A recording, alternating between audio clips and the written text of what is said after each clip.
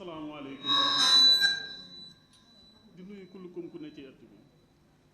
maanaam di sant yàlla ndax kàddu yi moom du yàgg kàddu cant la rek ndax ahlu muhaajirina wal ansaar man Baay Faal laa ci man maay seen Baay Faal kon xam naa ne cant gi dañuy wax ne ahlu muhaajirina wal ansaar ab bànqaas la boo xam ne dafa jàpp ci waa ansaar ñu fas yéene ànd ak ñoom ci liggéey bi kon ñi fi nekk ñëpp duñ leen mën a lim waaye na ngeen xam ne maanaam himma bi sëñ bi doon waxtaanee léegi mooy def nañu yitte ci ñoom fu ñu teg seen tànk bu ñu gestoo gis ñu fa incha allah fu ñu teg seen tànk bu ñu gestoo gis ñu fa waaw am na ñu fare Touba fii amaana lu ngeen xewle lu mu gàtt-gàtt bu fekkee ne maanaam ñun mënuñoo xaw nañoo tabje jóge Dakar ñëw fii bu soobee yàlla ñooñ danañ ci teew waaye jàpp leen ne maanaam ñu ngi leen di sant bu baax a baax a baax a baax ci yëg gi ngeen am ba boole ñu ci liggéey bi gannaaw bi ñu ci santee maanaam kilifa gi nga xam ne moo am yéene yaatalal ñu ba jox ñu diwaan bi incha allah kon ñu ngi leen di jërëm sant di leen gërëm bu baax a baax. di baalu àq ndax sama jëwri naru ta wax ba pare ma teg ma jël micro di wax waaye ñun tuubeen yi ñu ngi leen di sant di leen gërëm di sant Seydina Muhammad sallallahu alayhi wa sallam di sant Serigne Touba mi ñu yaakaar suñu tey suñu ëllëg di sant it sëñ Abdou Karim Mbàkke mi nga xam ne moom ma tabal ci yoon gi di ko ñaanal gudd fan ak wér gi yaram di ko ñaanal it sëñ Muntaxa gudd fan ak wér gi yaram jërëjëf ndax wéetoon nañ ci yoon gi yàlla dogal yéen ñii dégg suñu kàddu ci yoon bi tabal ñu ci seen groupe bi ñu ngi leen di sant bu baax a baax waaye ci jotaay gi laay profité lancer appel nee leen suñu mbokk julliti góor yi nekk fii moo de waay booy jël doom jàmbur ci yoonam nanga ko jàngal yoon bi bëgg a takk doomi jàmbur tëwul nga génnee ko ci yoonam ba pare te doo ko jàngal yoon bi walla nga sànni ko dem xooli leneen loolu it jar na bàyyi xel ndax ñun lu ñu tax a jóg ay taalibe Sëriñ Tuubaa lañu ñu gëm ko doylu ko bëgg ko fonk ko te yàlla rekk a tax ci barki Seydina Muhammad sallallahu alayhi wa sallam waaye it di xool suñu moroom tuubeen di dund lu metti muy jigéen mu waral la sa borom kër bu la jëlee tuubal la ndax cofeel gi bu jeexee nga sànni ko mu tumuranke ba dellu mu bari torop man damay sant bu baax Thiès laa jógee Thiès laay sëyee ci biir camp ma nekk hôpital base waaye lu yàggul rek maa ngi gis ab jigéen bi nga xam ne séeréer la comme sama mbokk séeréer yi lu mu wax mu jàng pour doon sœur yàlla dogal sëñ Touba feeñu ko mu ñëw fekk sëñ Touba ci yoon bi mu daj lu ne te jullit bu ko tuubal da ko abandonné ay doom mu metti torop ñun mii nekk Dakar nag looloo tax suñu jëwriñ gii ak ñeneen ñi fi teewul ci góor ñi dooleel ñu ñun jigéen ñii di xeex di ñaxtu bañ suñu morom yi tuub góor naqar leen ba tax ñu delluwaat ci yoon gi moo waral suñu combat ak ñi nga xam ne dañ leen di génnee seen kër du ñam fu ñu dëkk ñuy nekk ci mbedd bi ñuy daj lu ne ndax diine Seydina Muhammad sallallahu alayhi wa sallam moom mooy suñu xeex ndax dafa metti torop nga gis sa morom bu bàyyi yoonam ñëw ci sa yoon ñu koy def lu ne wër na sëñ Fallou kenn bëgg ko may lancer appel it ci jigéen yi nga xam ne tuub nañu ci yoonu Seydina Muhammad sallallahu alayhi wa sallam di leen wax xawma message fu muy toll waaye lu leer ba leer foo leen mën a nekk ak foo leen mën a dëkk ak foo mënta doon ci kaw suuf bu nekkee ci souterrain la sax Seydina Muhammad ku ko dëkk sa bopp mu fay la Sëriñ Tuubaa ku ko woo mu wuyu si la billaay wallaay tallaay du ay lu may waxantu wala du seen jëmm yi tax may wax li ma dund la ndax man 2019 laa tuub 2019 ba may tuub naqar xol bu métti laa amoon waaye yàlla ak sëñ Saaliw mu ma feeñu nee ma yoonu murit bi yaa ngi ciy liggéey te say doom ay jullit lañu te yow doo jullit na nga farlu di leen yóbbu jumaa nga leen di won seen diine li ci des borom la ma daal di koy tontu ma ne ko sëñ bi yow bi ngay dund feeñoo ma nga làqu dem di ma feeñ lu waral loolu mu ne ma tey la ma yàlla yónni ma wax ak yow ndax damaa làqu waaye maa ngi liggéeyal yàlla ba léegi ci barki sëñ Touba ma ne ko won ma sa bopp ma won la man maay kan ndax doomi góor laa mu ne ma 2019 bu jotee dina métti torop waaye boo xëyee dem sa bërëb liggéeykaay ñel ne Ila Touba ma ne ko en bon mu ne ma waaw ma ne ko loo ma ci won ma jënd ko mu ne ma aywa jour bi may njëkk a egg tefes maa ngi ne Ila Touba màggal ñëw maa ngi Touba màggal ñàkk ñëw maa ngi Touba sëñ Saalu loo ma won ci yoonu diine gi wóor na sëñ Fallu dinaa la fekk ci diine gi te kenn du ma gën a gore ci diine gi billaay wallaay mu doon lu ma naw lu ma bëgg jour boobu maa ngi am 50 000 ci li nga xam ne may kese la bokkul ak li ma jaay ma ne ko Mbàkke bés ka bii tey yaa moom sama jëm yaa moom sama xol ci barki Seydina Muhammad sallallahu alayhi wa sallam ci xaalis boobu laa jëndee yére bi ma nar a tuubee waaye dafa ma ne toogal xaar bés bu jotee rek yomb yàlla dogal màggal boobu ma ñëw Mbàkke sama kër mag fu ñuy sëy yaay Mbàkke bu sëñ Abdou Karim Mbàkke woo ma nee ma ñëwal fekk ma Ndindi ci laa dem Ndindi falaa tuubee 2019 bi sëy naa 11 ans ak sama borom kër muy jullit musuma koo tuutal ci yoonam benn yoon musuma tuutal njabootam yi benn yoon sama njaboot bu ñu xamee alxuraan man la suñu xamee jàpp julli man na suñu mënee jàng faatiha man na ndax sama baay daf ma ne jigéen amul yoon boo sëyee yoon bu sa jëkkër nekk fa te na nga xam ne foo nekk fa la yàlla nekk di ko sant di ko gërëm ci kàddu bi ma duggee kër sëñ Touba ba léegi barki yonent bi ay ngëneel rek laay am tolof tolof mënut a ñàkk ci dund ndax yoonu lislaam xëy na ñun dañuy dégg ay tuubeen mais yoonu lislaam tuubeen rek a fa nekk wóor na sëñ Fallu tuubeen kese ñoo fa nekk ndax Seydina Muhammad sallallahu alayhi wa sallam ay waajuram yëpp dañ leen tuubal kon ñun kenn naru ñoo minimiser ci tuubal ndax yéen yëpp ay tuubeen ngeen yéen yëpp ay tuubeen ngeen kon ñun mi leen ciy fekk du yéen de yàlla la ak yonent bi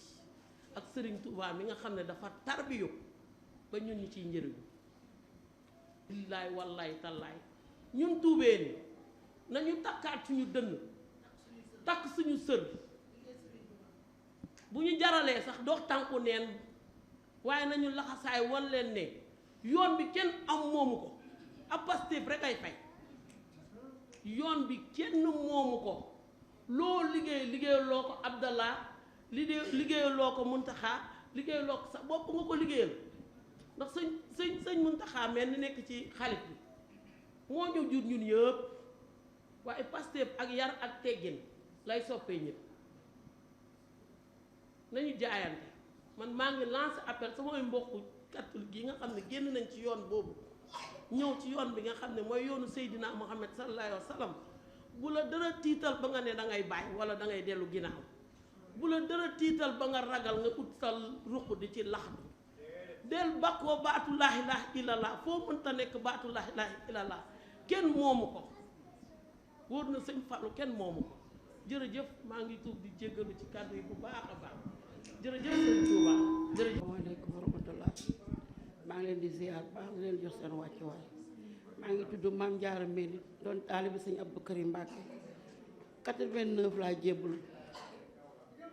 man sama yoon xaaxaan la ndax man diine ji dugg naa ci am naa ci ay tout tànk sama borom kër yi nga xam ne daf maa takkoon nekk chrétien ma nekk France léegi bu mu ñëwee fekk man ma nekk ak samay doom ba nga xam ne nag dem naa ba gis yoonu tuub ndax boobu xaaxaan yaa ngi sama kaw maam Seera Fall laa njëkk a gént ak sëñ Fallu ñu may wommat di may wommat ba ma egsi ba fii sama kër sama borom kër daal di jógee France ñëw ne ma dégg naa da nga tuub ma ne ko waa dama tuub mu ne ma léegi ana xale yi ma ne ko dama tuub dugal xale yi ci lislaam xale yi ñoo ma ne du ma nekk si leer bàyyi leen ci lëndam dangay ànd ak man ci diine ji léegi ma ne leen bu dee loolu la maa ngi daw ma fenn ñëw leen damay dox nii sax ay jaan di may laxasu damay dox ba mu yàgg ma gis may gént loo xam ne lu kéemtaan la premier jour bi nga xam ne damaa jébbalu damaa jàpp ba sell di kàppar sama mag boo xam ne maa ngi moom ñoo bokk ndey ak baay ndox mu tàng jër la ma lakk ba ma lakkee ma gis muy saxaar ba tey dagguma sama julli damaa continuer di julli sama julli ma julli ba sëlmal ma daal ne lii lu mu doon sama yaay ak sama papa ne ma danga nee na danga ñëw bëgg a jaaxal rek bu soobee yàlla bala nga naa jaaxal danañ lay rey ma ne leen bu soobee yàlla yoonu Serigne Touba mii bu ngeen ma ci dee bu ma ci tuuboon sax ñaari fan sax ngeen bëgg ma see rey sax man bu ma dee dem naa àjjana donc ñaari fan laa si am rek su ma dee damay dem àjjana yaa ngi dégg léegi sama borom ko daal di ñëw daal di bind def ñetti médical ndax France la jógee def ñetti médical ak ñetti convocation ñu daal di may woo ñu indil ma convocation yi ma daal di ñëw ne xale yi da ngeen doon xeex xale yi ne ma yaay xeexuñu dama ne kay xeex ngeen kay ndax convocation yi fan la jógee ñu ne ma ñu daal xeexuñu ma ne xeexu leen yàlla baax na sëñ Tuubaa morom doolee maam Cheikh Ibrahima Fall léegi ma daal di jël convocation yi daal di koy téye ñu convoqué ñu ay 3 heures damay egg taxaw police Géejawaay rek commissaire bi ne ma ana Mame Diarra Mbéli ma ni Mbàkke mu ma fii kenn fi wuyoo Mbàkke fii bu ñu la woowee da nga naan président ma ne leen Mbàkke laay wuyoo tey di ëllëg ndax moom laa xam ñu jël ma dugal ma ci kaso bi ne ràpp daal di dàq ñi nga xam ne dama ànd ak ñoom ñu daal di may yóbbu tribunal ba may eggee tribunal ñu laaj ma wax leen ñu ne ma yow da ngay dem camp pénal ma daal dem camp pénal keroog bu ma demee camp pénal ma taxaw juge bi ñu war maa juge alxamis si nga jaañ taalibe Cheikhul Khadim la Serigne Touba rek lay noyyee te kooku boo dëggul ci Serigne Touba sax bëggul ci yow dara mu ne bu soobee yàlla waaye Yaraax dinañ ànd ak yow dimbali la ngir jëm Serigne Touba ñu daal may jëlal ñaari avocat jëlal ma maître Pam Ndiaye ak maître El Hadj Diouf ñu daal di la may plaindre bañ ne Mame Diarra ma leen Mbàkke ñu ma fii kenn fu wuyoo Mbàkke ma leen Mbàkke laay wuyoo tey de ëllëg ba ma taxawee taalibe ki ma doon gisee taalibe sëñ Mbàkke soxna loolu la procureur bi taalibe sëñ Fallou la keneen ki taalibe sëriñ Saliou la bañ ma laajee ne ma soxna lan mooy say tànk ma ne man xeexu bu xulóom diine lislaam moo tax ñu dugal ma ci kaso bi waaye tamit maa ngi gëm ne diine lislaam ku ci dugal ci kaso rek war ngaa kontaan ndax Serigne Touba dugal nañ ko foo xam ne nii kenn demu fa su fekkee da ngaa yaakaar Serigne Touba nga yaakaar Mame Seera Fall doo am lu neex doo am bànneex maanaam dina métti dina neex dina naat ndax yoon bi sëñ bi dafa xàlli yoon bi rek ku bëgg a ñëw da ngay ñëw soo ñëwee ak sell da ngay ànd ak moom sell boo ñëwee ak njub da ngay ànd ak moom njub yaa ngi dégg ma nekk ak diine ji ma nekk ak samay doom sama borom kër ñaari borom kër am naa ko ki nga xam ne moo ma dugal ci diine ji am nañu juróomi doom dañoo tàggoo yaa ngi dégg ma ne garaawul loolu du dara ndax yoonu Serigne Touba boo ci nekk rek da ngay am gàllankoor ba tey rek maa ngi nangu gàllankoor yi keneen ñëwaat ma am ak moom ñaari doom mu dem man taxul it ma delluwaat ci chrétien damay jaayanteeg sëñ Bamba ba heure bii may jaayanteeg sëñ Fallou di jaayanteeg Mame Seera Fall bañ tuddee ma sax sama koñ Yaay Fall lañ mu tuddee ndax maanaam lu war ca koñ ba rek dama koy def bu amee ñoo xam ne dañoo tuub dañuy ñëw dox ci man ñu ne ma yow amoo jom ma ne la am naa jom ko ñu ne ma yow yaa boot ñii bu soobee yàlla lañ la defoon lañ leen def ma leen du ngeen ma def dara man maa ngi ci ginnaaw Serigne Touba te fu ma Serigne Touba woo rek damay wuy ji Serigne Touba géej mbambu laa la ku naan jox sa morom may lancer message bii ñun dañoo sonn ñun suñu conneel mooy ñun suñuy borom kër dañuy ndax ci zaahir mais du ñu yóbbu ci baatin te baatin bi moo am solo nit boo ko tuubalee danga koy jàpp fukki loxo ak juróom ndax tuub mu ngi mel ni nga nekk xale nga judduwaat ci sa ndey ak sa baay tuub dafa sensible tuub dafa métti doomu jàmbur boo ko jëlee ci yoon nga dugal ko ci yoon danga koy wan ay sart di koy wan lu Sëriñ Tuubaa bëgg di koy wan lu diini lislaam bëgg bu mu ñee kenn du ko ñee man léeg-léeg da sama mbokk njaago dañuy am dëj damay dem léeg-léeg dañ may ñaawal ne ma yow bés boo deewee de bu soobee yàlla juróom-ñaari perkaar rek lañ lay laxas daata lay sànni yéen chrétiens yi sax dañ leen a ber yéen seen yéen bu ngeen deewoon tey dañ leen di ber du ngeen ànd ak jullit yi loolu yëpp rek dañ lay ñaawal ma ne leen comme gëm nañ Serigne Touba rek yàlla baax na Serigne Touba boo ko gëmee rek lépp lu ñu la wax ci yoon wi rek danga naan yàlla baax na may ñaan yàlla ngir doole maam Cheikh Ibrahima Fall ci barki Alaaji Fallu ci barki Cheikh Abdou Karim Mbacke borom Makarima Akhlaq doomu yaay Awa Faye moom nga xam ne tey ku baax moo la baaxal ngeen dimbali ñu ngir yàlla yonent ba ñun ñu ngi ñaxtu ñun dañoo sonn ay jàmbaar lañu ndax tey jii bu fekkoon tey du ñu ay jàmbaar comme heure bi du ñu laxasaay ba heure bi événement naari boo ko génnee samay at ñaata at la te maa ngi juróom-ñeenti doom macha allah ñëpp maa leen yor gisuñu ndey gisuñu baay gisuñu maam gisuñu dara paanu jën laay jaay yaraax ak mas central laay xëy su wee dee ma fay sama location di joxe añ di joxe reer lépp rek ci sant Serigne Touba ak Seera Fall dama bëgg ngeen dimbali ñu te yàlla rek tax ngeen dimbali ñu doolee maam Cheikh Ibrahima Fall ci doolee maam Cheikh Ibrahima Fall maanaam ni ñu bootoo ci Cheikhul Khadim yéen tam ngeen bootu ci ñun ngeen jàppale ñu ci doolee maam Seera Fall ñoo ngi jégg lu baax. Asalaamaaleykum sëñ bi mag les bu baax voilà, je me présente, je m'appelle Mohamed Aïlé, je suis né en Éthiopie, mais j'habite en Suisse. Ça fait depuis 1997 que je suis converti, que j'ai fait mon djiboulou chez Seigne Bassirou Bara Mbacké. Et depuis, j'habite toujours en Suisse, quoi. J'ai ma femme ici à Touba avec mon fils, et chaque année je viens 1-2 fois ici. Je représente en fait tout un groupe de mourides francophones. La plupart sont en France, en Belgique et en Suisse. Donc ça fait déjà quelques années qu'on a fait des groupes, que ce soit sur WhatsApp ou sur Facebook, pour retrouver en fait tous les gens convertis. On a même sur Facebook un groupe, les talibés de Cheikh Abdul Khadim, les convertis talibés de Cheikh Abdul Khadim sur Facebook. On est 110 membres dans le groupe, donc qui viennent un peu de partout, d'Amérique, d'Espagne, du Portugal, de la France, de la Suisse, un peu partout aussi en Europe. Et en fait, ça fait déjà longtemps qu'on avait ce projet aussi de pouvoir avoir un pied-à-terre à Touba pour tous les gens qui viennent se convertir. Donc avec Seigne Mourtala Touba, avec Seigne Falloum Digal Fall, avec Seigne Ousmane Noureini et d'autres, on avait déjà un projet de pouvoir avoir une maison comme ça a été présenté ici. Et en fait, on a déjà eu un projet avec des écrits et en fait, on a eu une pause jusqu'à un jour, jusqu'à ce que Seigne Saliou Italia, que je remercie, le Daïra Ansar d'Italie, nous a conviés avec ce projet qui était aussi dans notre projet de pouvoir réaliser ça à Touba. Parce qu'il est très important pour toute personne qui se convertisse, qui fasse son djiboulou ici, d'avoir un pied à terre, d'avoir des gens qui connaissent sa culture et qui connaissent la culture aussi du mouridisme, de la sunna. Donc pouvoir aider des gens qui viennent de l'extérieur à Touba, c'est le mieux. Parce qu'on a déjà pu voir certaines personnes qui n'avaient pas la langue wolof,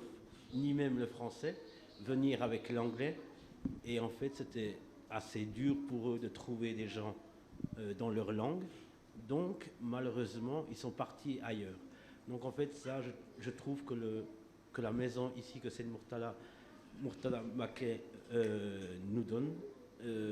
est quelque chose de très bien. Et j'espère pour la suite avoir beaucoup de révolte dedans. Wa jërëjëf assalaamu aleykum wa rahmatullah. Je voulais saluer tout le monde, tous ceux qui sont présents aujourd'hui. Je vous remercie tous d'être présents aujourd'hui. C'est une grande journée pour nous. Pour tous ceux qui se sont convertis et qui sont dans le chemin de Cheikhoul Khadim, merci beaucoup à vous en tout cas d'être présents. Je voulais remercier notre Khalif, Serigne Muntara, qui nous a permis aujourd'hui de nous réunir et de nous donner un lieu pour avoir beaucoup, Inch'Allah, de projets en commun et où l'on pourra aider nos frères qui désirent venir de partout du monde. On est international. Depuis 2016, Serigne Muntara nous prévient qu'il faut internationaliser le mouridisme. Actuellement, on est en 2024, bientôt 2026, ça va faire 10 ans. Et aujourd'hui, alhamdoulilah, on voit les résultats. Nous, qui sommes de simples talibés, on est peut-être un peu yakamti, comme on dit en Wolof, on est un peu pressés. Nos cliffs, ils connaissent et ils nous regardent agir. Donc aujourd'hui, on nous a donné un grand créole, un lieu de rassemblement pour toutes les personnes converties de partout du monde d'où ils viennent, n'importe quel continent, n'importe quelle race et de n'importe quel, que ça soit féminin, masculin, enfin bref, tout le monde est le bienvenu. Nous qui sommes ici en tant qu'Européens, peut-être vous aussi les personnes de la sous-région, on peut remercier aussi nos diolines sénégalais, parce que tous ceux qui nous ont mis dans le bon chemin ont fait leur travail. Ils ont très bien fait leur travail. On peut remercier ici notre dioline, Baygay, Khadim Diorane, mais il y en a en pagaille. Chacun un dioline, chacun une grande sœur, un grand frère qui nous a montré le travail de Serigne Touba, c'était quoi. Les Guy, pourquoi on est ici dans ce projet en commun? Pour pouvoir aider, faire comme nos frères sénégalais, comment ils ont fait avec nous. Pour pouvoir aider les prochains qui viennent. Comme Sornasi, Mamdiara, Lungmoar, Sank. Si on se convertit, on va avoir beaucoup de natou. C'est obligatoire. Et vous savez, les natou, c'est Dieu qui les fixe. Et parfois, on est obligé de passer par des épreuves pour pouvoir progresser. On n'est pas là pour pouvoir enlever les natou, mais on est là pour pouvoir dimbeler les personnes, les conseiller, les réconforter pour pas qu'ils décrochent. Comme dit Mohamed tout de suite, c'est dommage parce que des personnes qui parlent anglais ne s'intéressent pas plus au mouridisme et préfèrent aller dans d'autres pays pour rechercher la vérité aussi. Mais nous, on sait très bien qu'ici, alhamdoulilah. Voilà, c'est ça que je voulais dire. Donc, en fait, aujourd'hui, nous avons un lieu de rencontre, un lieu pour faire un institut islamique, un lieu pour échanger des projets, un lieu pour pouvoir recevoir des invités, même des autorités étrangères qui ne sont pas forcément mourides, des diplomates, des maires de certains pays, peu importe. Nous, on est là justement avec nos mots, avec nos propres langues, pouvoir leur expliquer pourquoi nous, Serigne Touba nous plaît. Pourquoi le mouridisme? Pourquoi nous sommes dans le mouridisme? Avec sous nous, Khelbougat, comme je peux dire, c'est Serigne Touba qui sait, nous on ne sait rien du tout, Maï Diegolou, hein, mais c'est Serigne Touba qui sait, c'est lui qui nous a choisis. Alhamdoulilah. Tous ceux qui sont ici ont une lumière dans le cœur. Et ça, on peut remercier que Serigne Touba. Donc, Maï Diegolou, qui Wartan Bi, quoi, mais là, je vais voir, dirigé fêté Cheikhouna Ahmad al-Khadim, barke Serigne Touba, ak doole Maam Cheikh Rafal. Man maa ngi ñaan yàlla mu gërëm ñaanu Serigne Touba ak ñaanu Maam Cheikh Rafal. Ñun duñu dara barke Serigne Touba duñu dara mais ñoom mu liggéey pour ñun ñu am xéewal barke Serigne Touba donc sant yàlla bu baax jërëjëfate Cheikhouna Ahmadul Khadim jërëjëf. ba pare ñun boo génnee sa diine dugg si diine wolof bokkuñu culture bokkuñu éducation bokkuñu milieu tout nous oppose donc c'est normal mu am problème waaye peut-être li ñu war a am mooy ku ñuy boot ku ñuy gindi di leen wan ne sëy kenn xaaru ci alal kenn xaaru ci banneex kenn xaaru ci dara da ngay sëy ngir yàlla yàlla fekk la fa ba ñuy soog a sëy métti na loolu waaye man dama jël exemple soxna Jaara jël maam Fawa Wadwele jël soxna Khadija am benn téere bu ñu ma joxoon boo xam ne le comportement de la femme musulmane le comportement de la femme dans l'islam ba ma ko xoolee xam ne ñi kat li leen may li la ñu tërbiyu ba ma tërbiyoo laa xaw a am jàmm ndax éducation catholique dafa libéral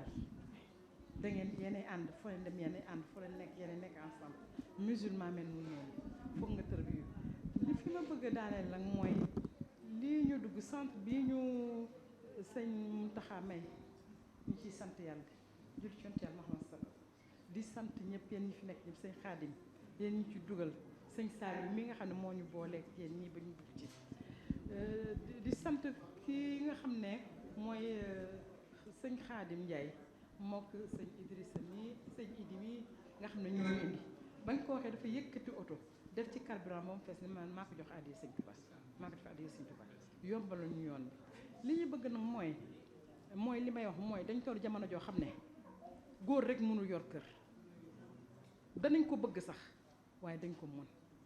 amaana danañ def lépp lu war ci kër gi waaye am na soxla yoo xam ne yow yaa ko mën a fajal sa bopp li ma mooy jigéen ñi nañu laxasaayu nañu liggéey formation yaa ngi fi formation tomate a ngi fi formation transformation ngi fi micro jardinage ngi fi fii ñu sëñ Touba may fii loolu yëpp mën nañ ko fi def benn centre de formation boo xam ne dañuy former jeunes yi def centre de formation boo xam ne dañuy former jigéen yi ba nga xam ne kenn dootu soxla sax di jóge Touba naan yaa ngi dem Dakar boo xoolee Dakar fi mu nekk amatuñu jànq amatu fa jànq boo wax 80 000 la lay wax 100 000 la lay wax ba 150 000 ndax lan parce que dañ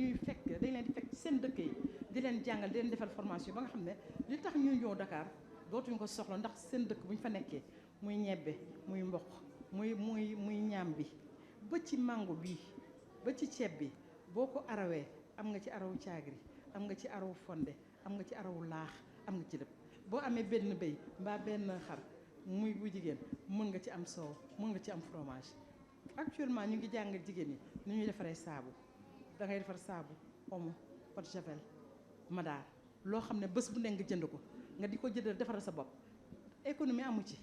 économie am na ci nga defar ko jaay faj nga sa soxla kon nag nañ góorgóorlu keroog maa leen koy wax ma ne li ñu war a def mooy laxasaayu liggéey jàng formation yaa ngi ci dama leen ne sax nañ def calebasse comme ku nekk am nga ci loo jàpp ñu def bés bu ne 1000 francs bu ñu def bés bu ne 1000 francs weer bu 30 jours day nekk 30 000 francs bu ñu ko dencee pendant 3 mois 10 jours muy 100 000 francs ku nekk ñu génne jox la nga xool li nga bëgg ñu formel ci nga liggéey ci da nga dem ba nga xam ne sa jëkkër lu mu la def dootul métti dootul la naqare ndax mën nga fajal sa bopp te su boobaa ci lay gën a yomb kon nag la balle est dans notre camp ñun jigéen ñi mentalité bi ñu war a am mooy nekkuñu Guinée Bissau nee naa leen mën nañ dem ba nga xam ne ñun ñi li ñuy jàng fii mën nañ ko yóbbu Guinée Bissau développé ma dem naa Casamance def fa 1 mois chaque jour ñànk tàng géej duuti laay lekk pour lan te tool yi nekk bi ñu mën a béy bisaab mën a béy kànja mën a béy carotte mën a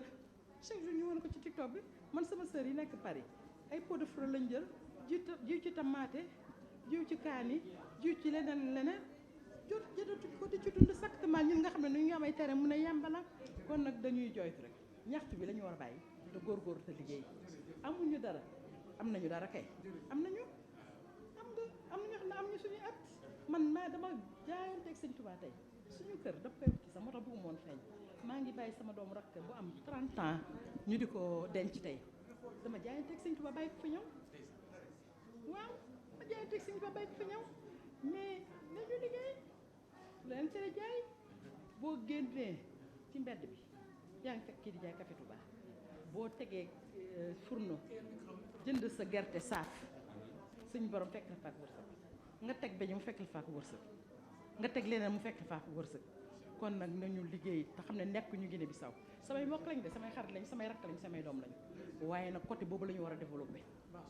ku nekk am ci loo xam ne nii kon nag ñu ngi sant yàlla jul cont yàlla xam sana di kontaan di wax ne laxasaayi nañu kër sëñ Touba bi ñoo koy yëkkati ci kaw ci kanam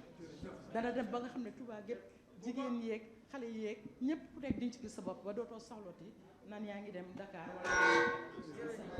أعوذ بالله من الشيطان الرجيم بسم الله الرحمن الرحيم السلام عليكم ورحمة الله تعالى وبركاته. Je préfère plutôt m'exprimer en français parce que ça m'a wolof d'afagap. Bon, c'est une journée très importante qui nous est arrivée aujourd'hui, vraiment. Je tenais à répondre à cet appel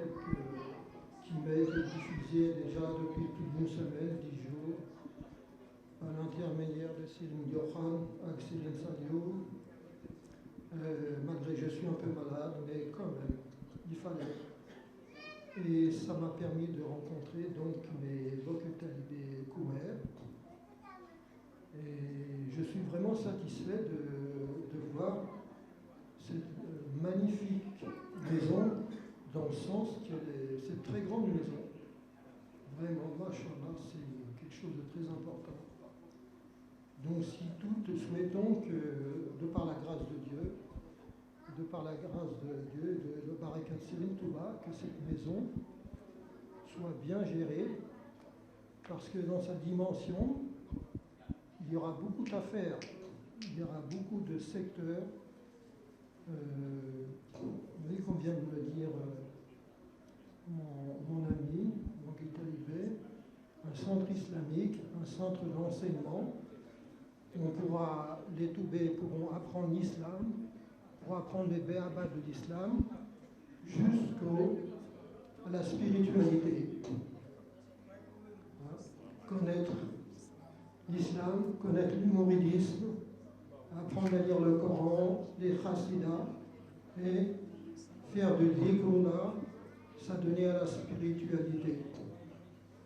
Donc c'est vraiment quelque chose de très très bien, qu'il va falloir pérenniser, de par la grâce d'Allah subhanahu wa ta'ala, parce que ça risque d'être pas facile, mais ça en vaudra la peine. Ici, ça en vaut la peine. Dieu nous en donnera la force. Voilà. Celui-là. Oui.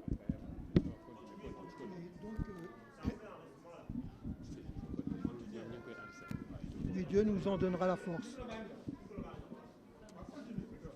Oui, oui. Donc c'est ça mon message.